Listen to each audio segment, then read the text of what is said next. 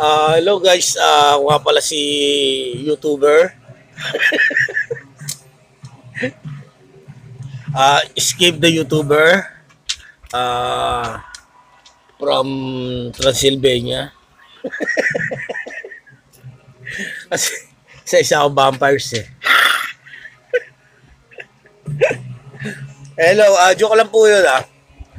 May naririnig ako, sabi ng iba, ikalat ko raw yung mukha ko. Sa ko ikakalat? Kapag tinanggal ko yung mukha ko, ano yan? Dahil kung pa-wanted ah.